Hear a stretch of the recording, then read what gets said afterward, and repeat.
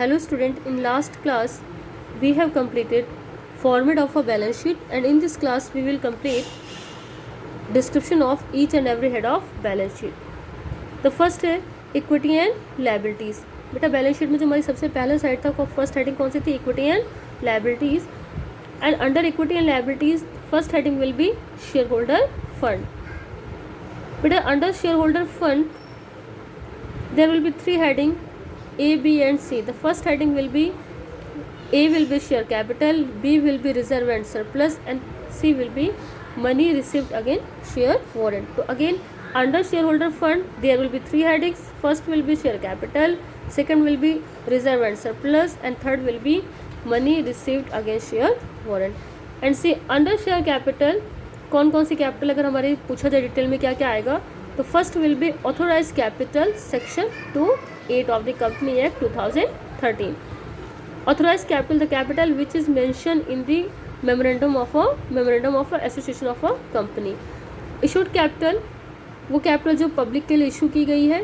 Third है हमारी subscribed capital, जितना भी कंपनी ने पब्लिक ने सब्सक्रिप्शन दिया हुआ है that will become on the subscribed capital. Called up capital, out of subscribed capital the amount called by company known as the called up capital, and out of called up capital the amount paid by shareholder known as the paid up capital. तो basically ये हमारी main heading है जो already आप share capital chapter में पढ़ चुकी हो. सेकेंड हेडिंग में क्या आएगा? Reserve and surplus. Reserve means reserve any type of reserve created out of profit और out of capital profit, and surplus reserve आएगा और जो सरप्लस प्रॉफिट एंड लॉस का बैलेंस होगा. तो reserve and surplus, under reserve and surplus जो आपकी first heading आएगी कैपिटल रिजर्व. कैपिटल रिजर्व क्या होता है?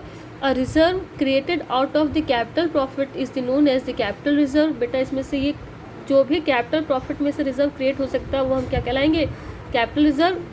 For example gain on sale of fixed assets, gain on sale of investment, gain on ratio of forfeited shares, gain on purchase of and business. बेटा इन दोनों के बारे में तो आपने बहुत अच्छे से पढ़ा होगा कि जब हम शेयर्स को फॉरफिटेड कर रहे थे और फॉरफिचर्स के बाद री इशू करने के बाद अगर कोई गेन हो रहा था दैट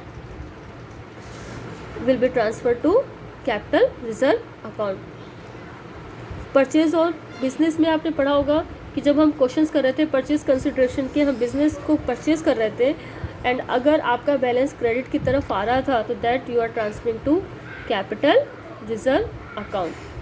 नेक्स्ट हमारे और कौन कौन से रिजर्व हो सकते हैं?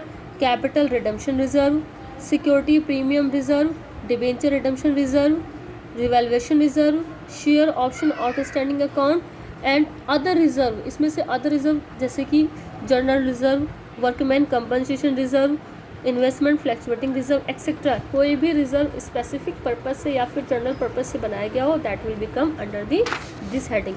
जी बेटा हमारी जो थर्ड हेडिंग आएगी वो है हमारी money received against share warrant, but that is not part of your syllabus. तो हमें सिर्फ हेडिंग को लर्न करना है कि थर्ड हेडिंग हमारी कौन सी है? Money received against share warrant.